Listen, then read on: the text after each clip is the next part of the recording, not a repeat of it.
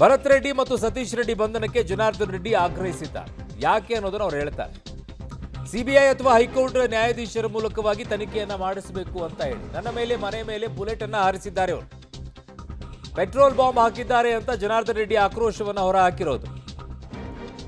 ನಮ್ಮ ಮನೆಯಲ್ಲಿ ಯಾವುದೇ ಇಟ್ಟಿಗೆಗಳು ಸಿಕ್ಕಿಲ್ಲ ಅಂತಿದ್ದಾರೆ. ನಮ್ಮವರು ಯಾರೂ ಕೂಡ ಕಟ್ಟಿಗೆ ಹಿಡಿದಿಲ್ಲ ಅಂತ ಸ್ಪಷ್ಟನೆ. ಕಾರಣ ಒಂದು ವಿಡಿಯೋ ಆಚೆ ಬರ್ತಾ ಇದ್ದಿದ್ದು, ಅದು ಜನಾರ್ದನ್ ರೆಡ್ಡಿ ಬೆಂಬಲಿಗರೇ ದೊಣ್ಣೆಗಳನ್ನು ಹಿಡ್ಕೊಂಡು ಓಡಾಡ್ತಾ ಇದ್ರು ಅಂತೇಳಿ. ಬಟ್ ನಮ್ಮ ಮನೆಯಲ್ಲಿ ಯಾವುದೇ ರೀತಿಯಾಗಿ ದೊಣ್ಣೆಗಳು ಕಟ್ಟಿಗೆಗಳು ಏನೂ ಇರಲಿಲ್ಲ ಅನ್ನುವಂಥದ್ದನ್ನು ಅವರು ಸ್ಪಷ್ಟನೆಯನ್ನ ಕೊಡ್ತಾ ಇದ್ದಾರೆ. ನಮ್ಮ ಜೊತೆಗೆ ಸ್ವತಃ ಮಾತಾಡಲಿಕ್ಕೆ ಮಾಜಿ ಸಚಿವರಾಗಿ ಮತ್ತು ಗಂಗಾವತಿ ಹಾಲಿ ಶಾಸಕರಾಗಿರ್ತಕ್ಕಂಥ ಜನಾರ್ದನ್ ರೆಡ್ಡಿ ಅವರಿದ್ರೆ ಅವ್ರನ್ನ ಮಾತಾಡ್ಸೋಣ. ಸರ್, ಈಗ ತನಿಖೆ ನಡೀತಾ ಇದೆ. ಸೊ ತನಿಖೆ ಬಗ್ಗೆ ನಿಮ್ಮ ರಿಯಾಕ್ಷನ್ ಏನು ಸರ್? ಈಗ ತನಿಖೆ ಬಗ್ಗೆ ನನಗೆ ಇವತ್ತು ಕೇವಲ ಒಂದು ಪ್ರೈವೇಟ್ ಗನ್ಮ್ಯಾನ್ ಬುಲೆಟಿಂದ ಆ ಅಮಾಯಕ ಸತ್ತಿದ್ದಾನೆ ಅನ್ನೋಂಥ ವಿಚಾರ ಹೇಳಿದ್ದಾರೆ. ಆ ಪ್ರೈವೇಟ್ ಗನ್ಮ್ಯಾನ್ನ ಮಾಲೀಕರು ಯಾರು?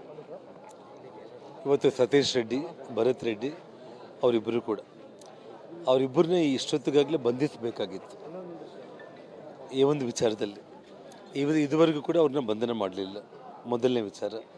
ಮತ್ತು ಈ ರಾಜ್ಯದ ಒಬ್ಬ ಉಪಮುಖ್ಯಮಂತ್ರಿನೇ ನಾವು ಒಬ್ಬ ಕ್ರಿಮಿನಲ್ ಶಾಸಕ ಭರತ್ ಹಿಂದೆ ಇದ್ದೀವಿ ಅಂತೇಳಿ ಅವ್ರು ಹೇಳ್ತಾರೆ ಅಂದರೆ, ಮತ್ತು ಡಿ ಕೆ ಶಿವಕುಮಾರ್ ಉಪಮುಖ್ಯಮಂತ್ರಿಯವ್ರನ್ನ ನಾವು ಏನಂತ ಭಾವಿಸಬೇಕು? ಅವರು ಕೂಡ ಕ್ರಿಮಿನಲ್ ಮೆಂಟಾಲಿಟಿ ಇಟ್ಕೊಂಡು ಮಾಡ್ತಾ ಇದ್ದಾರೆ. ಈ ರಾಜ್ಯದ ಮುಖ್ಯಮಂತ್ರಿ ಆಗಬೇಕಂತ ಯೋಚನೆ ಮಾಡುವಂಥ ಒಬ್ಬ ವ್ಯಕ್ತಿ ಈ ರೀತಿ ಹೇಳಿಕೆಗಳನ್ನ ಕೊಡ್ತಾರೆ. ಮನೆ ಮೇಲೆ ಬುಲೆಟ್ಗಳನ್ನ ಹಾರಿಸ್ತಾ ಇದ್ದಾರೆ, ನನ್ನ ಮೇಲೆ ಬುಲೆಟ್ ಹಾರಿಸ್ತಾ ಇದ್ದಾರೆ, ಮನೆ ಮೇಲೆ ಪೆಟ್ರೋಲ್ ಬಾಂಬ್ಗಳನ್ನು ಹಾಕ್ತಾ ಇದ್ದಾರೆ. ಇದೆಲ್ಲವುದನ್ನು ಕೂಡ ಮಾಧ್ಯಮಗಳಲ್ಲಿ ನೋಡಿ ಕೂಡ ಅಲ್ಲಿ ಶಾಂತಿಯನ್ನು ಕಾಪಾಡೋದಕ್ಕೆ ನನ್ನ ಮನೆ ಮುಂದೆ ಬಂದಿದ್ದಾನಂತೆ ಭರತ್. ಅವನ ಕಣ್ಮುಂದೆನೇ ಅವನು ಭರತ್ ಬಂದ ಮೇಲೇ ಎಲ್ಲ ಗಲಾಟೆಗಳು ಜೋರಾಗಿದ್ದು, ಫೈರಿಂಗ್ಗಳೆಲ್ಲ ಜೋರಾಗಿದ್ದು. ಮತ್ತು ಏನು ಈ ರಾಜ್ಯದ ಉಪಮುಖ್ಯಮಂತ್ರಿ ಏನು ಹೇಳೋದಕ್ಕೆ ಹೊರಟಿದ್ದಾರೆ ಈ ರಾಜ್ಯಕ್ಕೆ? ಇವರು ಮುಖ್ಯಮಂತ್ರಿ ಆದರೆ ರಾಜ್ಯದ ಪರಿಸ್ಥಿತಿ ಏನಾಗಬೇಕು ಅನ್ನೋದು ಈ ಸಂದರ್ಭದಲ್ಲಿ ಹೇಳಬೇಕಾಗುತ್ತೆ. ಹಾಗಾಗಿ ಇವತ್ತು ರಾಜ್ಯದ ಉಪಮುಖ್ಯಮಂತ್ರಿಗಳಿಗೆ ಈ ರೀತಿ ಹೇಳಿಕೆಗಳು ಕೊಟ್ಟಾಗ ಪೊಲೀಸರಿಗೆ ನೈತಿಕತೆಯಿಂದ ಎಲ್ಲಿಂದ ಬರುತ್ತೆ? ಅವರು ಆ ನೈತಿಕತೆ, ಸ್ಥೈರ್ಯ, ಒಂದು ಧೈರ್ಯದಿಂದ ಪಾರದರ್ಶಕವಾಗಿ ಅವರು ಇನ್ವೆಸ್ಟಿಗೇಷನ್ ಮಾಡಬೇಕು ಅನ್ನೋಂಥ ಒಂದು ಯೋಚನೆ, ಧೈರ್ಯ ಆದರೂ ಎಲ್ಲಿಂದ ಬರುತ್ತೆ ಹೇಳಿ ನಿಮಗೆ? ಸರ್, ನೀವೀಗ ನನ್ನ ಮೇಲೆ ಅಟ್ಯಾಕ್ ಆಯಿತು, ನನ್ನ ಹತ್ಯೆಗೆ ಸಂಚು ನಡೆದಿತ್ತು, ಹೀಗಾಗಿ ನನಗೆ ಹೆಚ್ಚುವರಿ ಭದ್ರತೆ ಬೇಕನ್ನುವಂಥ ರೀತಿಯಲ್ಲಿ ನೀವು ಮನವಿ ಮಾಡಿದ್ರಿ ಸರ್. ಬಟ್ ಅದಕ್ಕೆ ಡಿ ಕೆ ಶಿವಕುಮಾರ್ ವ್ಯಂಗ್ಯವಾಗಿ ಪ್ರತಿಕ್ರಿಯೆ ಕೊಡಿದ್ರು. ಅದಕ್ಕೇನು ಹೇಳ್ತೀರಿ ಅಂತ ಸರ್? ಈ ರಾಜ್ಯದ ಉಪಮುಖ್ಯಮಂತ್ರಿಯಾಗಿ ಈ ರೀತಿ ಅವ್ರು ಹೇಳಿಕೆಗಳು ಕೊಡುವಂಥದ್ದು, ಅವರು ಒಂದು ಜವಾಬ್ದಾರಿ ಸ್ಥಾನದಲ್ಲಿದ್ದು ಭದ್ರತೆ ನಾವು ಒದಗಿಸ್ತೀವಿ ಅಂತೇಳಿ ಹೇಳೋದನ್ನು ಬಿಟ್ಟು ಅವರು ಅಮೆರಿಕದಿಂದ ಕರೆಸ್ಕೊಳ್ಳಿ, ಅವರು BJP 100 ಮಂದಿ ಕಾರ್ಯಕರ್ತನ ಇಟ್ಕೊಳ್ಳಿ ಅಂತಂದರೆ 100 ಮಂದಿ ಅಲ್ಲ, ನಿಮ್ಮ ಕಣ್ಮುಂದೆ ನೀವೇ ನೋಡ್ತಾ ಇದ್ದೀರಿ. ದಿನ 16,000 ಮಂದಿ ಇಡೀ ರಾಜ್ಯದಿಂದ ಬರ್ತಾ ಇದ್ದಾರೆ. ಅಂದರೆ ಅಮಾಯಕ ಪ್ರಾಣಿಗಳು ಹೋಗ್ಬೇಕಂತಲೇ ಇವ್ರ ಯೋಚನೆ, BJP ಕಾರ್ಯಕರ್ತನ ಸಾಯಿಸ್ತಾ ಇರಬೇಕಂತಲೇ ಇವ್ರ ಯೋಚನೆ.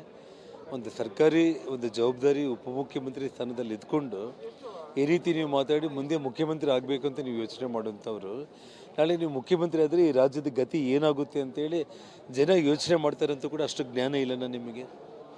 ಭದ್ರತೆ ಒದಗಿಸಬೇಕಾಗಿರುವಂಥ ಜವಾಬ್ದಾರಿ ನಿಮ್ಮದು. ಜೊತೆಗೆ ಒಬ್ಬ ಕ್ರಿಮಿನಲ್ ಶಾಸಕನ ಕ್ರಿಮಿನಲ್ ಆ್ಯಕ್ಟಿವಿಟೀಸನ್ನ ನೀವು ಬೆಂಬಲ ಮಾಡ್ತಾ ಇದ್ದೀರಿ.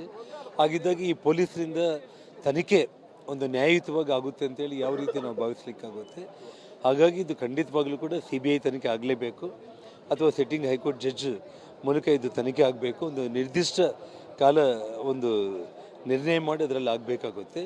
ಇಲ್ಲಾಂದರೆ ಈ ಪೊಲೀಸ್ ತನಿಖೆ ಸಂಪೂರ್ಣ ವೈಫಲ್ಯ ಅಂತಲೇ ನಾನು ಹೇಳ್ತೀನಿ. ಸರ್, ಮೊದಲೇ ಬಾರಿ ನೀವು ಹೇಳಿದ್ರಿ 2 ಕಾಟ್ರೆ ಸಿಕ್ಕಿದೆ ಅನ್ನುವಂಥದ್ದು, ಮತ್ತೆ ಇವತ್ತೊಂದು ಕೂಡ ಈಗ ತನಿಖಾ ಟೈಮ್ನಲ್ಲಿ ಮತ್ತೊಂದು ಸಿಕ್ಕಿದೆ ಸರ್. ಯಾಕಂದರೆ ಎಷ್ಟು ಸುತ್ತವತ್ತಾಗಿತ್ತು ಮತ್ತು ನಿಮ್ಗೆ ಆವತ್ತಿನ ಪರಿಸ್ಥಿತಿ ಹೆಂಗಿತ್ತು ಅಂತ ಸರ್? ನೋಡಿ, ಆ ಪ್ರೈವೇಟ್ ಗನ್ಮ್ಯಾನ್ ಒಂದು 5-6 ಮಂದಿ ಗನ್ಮ್ಯಾನ್ಗಳನ್ನ ನಮ್ಮ ಕಣ್ಣು ಮುಂದೆ ನೋಡಿರೋದು.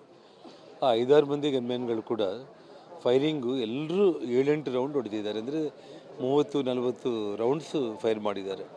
ನನ್ನ ಮೇಲೆ ಫೈರ್ ಮಾಡಿರೋದು ನೆಲದ ಮೇಲೆ ಬಿದ್ದಿದೆ, ಗಾಳಿಯಲ್ಲಿ ಫೈರ್ ಮಾಡಿದ್ದಾರೆ, ಮನೆ ಮೇಲೆ ಫೈರ್ ಮಾಡಿದ್ದಾರೆ. ನನಗೆ ಸಿಕ್ಕಿರೋ 3 ಬುಲೆಟ್ಗಳನ್ನು ನಾನು ನಿನ್ನೆ ಪೊಲೀಸರು ಬಂದು ಪಂಚನಾಮೆ ಮಾಡಿ ವಿಡಿಯೋ ರೆಕಾರ್ಡಿಂಗ್ ಮಾಡಿಕೊಂಡು ವಶಪಡಿಸ್ಕೊಂಡು ಹೋಗಿದ್ದಾರೆ. ಇವತ್ತು ಬಾಂಬ್ ಸ್ಕ್ವಾಡ್ ಅವ್ರ ಕೈಯಲ್ಲೂ ಕೂಡ ಒಂದು ಬುಲೆಟ್ ಸಿಕ್ಕಿರೋವಂಥದ್ದು. ತನಿಖೆ ಸರಿಯಾದ ಹಂತದಲ್ಲಿ ನಡೆಯುತ್ತೆ ಅಂತ ಅನಿಸ್ತಾ ಇದೆ ಸರ್? ನೋಡಿ, ಇದು 5 ದಿನ ಬೇಕಾಗಿತ್ತಾರೆ. ಯಾವುದಾದ್ರೂ ಒಂದು ಕೊಲೆ ಆದರೆ ಇಲ್ಲೇ ನಿಮ್ಮ ಕಣ್ಮುಂದೆನೇ ಎಲ್ಲರೂ ಇದ್ದರು, 5 ದಿನ ಬೇಕಾಗಿತ್ತು ಇವರಿಗೆ. ಇದುವರೆಗೂ ಕೂಡ ಮಾಧ್ಯಮಗಳಿಗೆ ಇದು ಭರತ್ ರೆಡ್ಡಿ, ಸತೀಶ್ ರೆಡ್ಡಿ ಅವರ ಪ್ರೈವೇಟ್ ಗನ್ಮ್ಯಾನ್ಗಳು, ಯಾಕೆಂದರೆ ಅದೇ ಪ್ರೈವೇಟ್ ಗನ್ಮ್ಯಾನ್ಗಳು ಭರತ್ ರೆಡ್ಡಿ ಶ್ರೀಮತಿ ಅವ್ರ ಜೊತೆಯಲ್ಲಿ ಓಡಾಡಿದ್ದನ್ನ ವಿಡಿಯೋಗಳನ್ನ ನಾವು ನೋಡ್ತಾ ಇದ್ದೀವಿ. ಭರತ್ ರೆಡ್ಡಿ ಜೊತೆ ಓಡಾಡ್ತಾ ಇದ್ದಾರೆ. ಅಂದರೆ ಭರತ್ ರೆಡ್ಡಿನ ಆ ಎಲ್ಲ ಗನ್ಮ್ಯಾನ್ಗಳನ್ನ ಸತೀಶ್ ರೆಡ್ಡಿ ಕೊಟ್ಟು ಅವ್ರ ಮನೆ ಮೇಲೆ ದಾಳಿ ಮಾಡಿ ಅಂತ ಕಳಿಸಿದ್ದಿದ್ದು. ಸರ್ ಕೊನೆಯದಾಗಿ ಸರ್ ಈಗ ನಿಮ್ಮ ಬೆಂಬಲಿಗರು ಕೂಡ ಒಂದಿಷ್ಟು ಕಟ್ಟಿಗೆಗಳನ್ನ ಹಿಡ್ಕೊಂಡಿದ್ರು, ಅದು ಸಂಬಂಧಪಟ್ಟಂಗೆ ಒಂದಿಷ್ಟು ವಿಡಿಯೋಗಳಿದ್ದಾವೆ.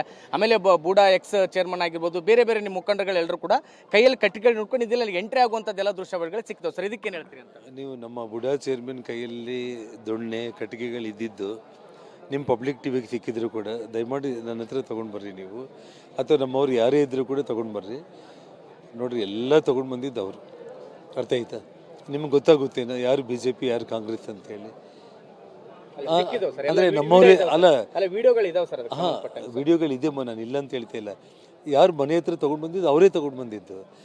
ಫೈರಿಂಗ್ ಆಗಿದ್ದು ಎಲ್ಲಿಂದ? ನನ್ನ ಮೇಲೆ, ಮನೆ ಮೇಲೆ ಫೈರಿಂಗ್ ಆಗಿದೆನಾ, ನನ್ನ ಮೇಲೆ ಫೈರಿಂಗ್ ಆಗಿದೆನಾ, ಅಥವಾ ಭರತ್ ರೆಡ್ಡಿ ಮನೆ ಮೇಲೆ ಫೈರಿಂಗ್ ಆಗಿದೆ? ಅಂದ್ರೆ ಆತ್ಮರಕ್ಷಣೆಗಾಗಿ ನನ್ನ ಮನೆ ಮುಂದೆ ಬಂದು ನಿಂತ್ಕೊಂಡು ಗನ್ಗಳು ದೊಣ್ಣೆಗಳು ಇಟ್ಕೊಳ್ತಾರೆ. ಅವಶ್ಯಕತೆ ಇಲ್ಲ. ಇದೆಲ್ಲ ಅವರು ಪ್ರೀಪ್ಲ್ಯಾಂಡ್. ನಮ್ಮ ಕಡೆಯಿಂದ ನಾವು ಏನು ಗೊತ್ತೇ ಇಲ್ಲ ಸರ್. ನನ್ನ ಮೇಲೆ ಅಟ್ಯಾಕ್ ಆಗಿದೆ ಅಂದಮೇಲೆ ಜನರೆಲ್ಲರೂ ಓಡಿ ಬಂದಿದ್ದು ಏನಾಗಿದೆ ಅಂತ ಹೇಳಿ. ಅಂದ್ರೆ ಇದಿಷ್ಟು ಜನಾರ್ದನ್ ರೆಡ್ಡಿ ಅವರು ಹೇಳುವಂತ ಮಾತು. ಅಂದ್ರೆ ತನಿಖೆ ಸಮರ್ಪಕವಾಗಿ ನಡೆಯುತ್ತೆ ಅನ್ನುವಂತ ನಂಬಿಕೆ ನನಗಿಲ್ಲ. ಹೀಗಾಗಿ CBI ಅಥವಾ ಸಿಟ್ಟಿಂಗ್ ಜಡ್ಜ್ ಮೂಲಕ ಇದನ್ನ ತನಿಖೆ ಮಾಡಿಸಬೇಕು, ಆಗ ಮಾತ್ರ ಸತ್ಯಾಸತ್ಯತೆ ಹೊರಗಡೆ ಬರುತ್ತೆ ಅನ್ನುವಂತ ಮಾತನ್ನ ಹೇಳ್ತಾ ಇದ್ದಾರೆ. ಮತ್ತೊಂದು ಕಡೆಗೆ DK ಶಿವಕುಮಾರ್ ಅವರ ವಿರುದ್ಧನೂ ಕೂಡ ಸಾಕಷ್ಟು ಆಕ್ರೋಶವನ್ನು ವ್ಯಕ್ತಪಡಿಸಿದ್ದಾರೆ. ಯಾಕಂದ್ರೆ ನನ್ನ ಭದ್ರತೆಗೋಸ್ಕರ ಸೆಕ್ಯೂರಿಟಿ ಅಂದ್ರೆ ಒಂದಿಷ್ಟು ಭದ್ರತೆಯನ್ನು ಕೊಡಬೇಕು, ಹೆಚ್ಚುವರಿ ಗನ್ಮ್ಯಾನ್ಗಳನ್ನು ಕೊಡಬೇಕು ಅನ್ನುವಂತ ಮನವಿಯನ್ನ ಮಾಡಿದ್ವಿ. ಆದ್ರೆ ಅದಕ್ಕೆ ಅವರು ವ್ಯಂಗ್ಯವಾಡಿದ್ರೆ ಹೀಗಾಗಿ ಅವ್ರ ಮೇಲೂ ಕೂಡ ಸಾಕಷ್ಟು ಆಕ್ರೋಶಗಳನ್ನ ಜನಾರ್ದನ್ ರೆಡ್ಡಿ ಅವರು ವ್ಯಕ್ತಪಡಿಸಿದ್ದಾರೆ. ಕ್ಯಾಮರಾಮನ್ ಭರತ್ ಜೊತೆ Amarish Elkahommi, public TV, Ballari. Video ತೋರಿಸಿ ಅಂತಿದ್ದಾರೆ. ನಾವು ವಿಡಿಯೋ ತೋರಿಸ್ತಾ ಇದ್ದೀವಿ. ನಿಮ್ಮ ಮನೆಯ ಗೇಟ್ ಒಳಗಡೆಗೂ ಕೂಡ ಅಲ್ಲಿ ಬಿದ್ದಿರುವಂಥ ಡೊಣ್ಣೆಗಳನ್ನು ನೋಡ್ತಾ ಇದ್ದಾರೆ, ಕಟ್ಟಿಗೆ ಕೋಲ್ಗಳನ್ನು. ಇವು ಯಾವುದಿದು? ಅವ್ರು ತಂದಿದ್ದು ನಿಮ್ಮ ಮನೇಲಿ ಗೇಟ್ ಒಳಗಡೆ ಇಟ್ಕೊಂಡ್ರಾ?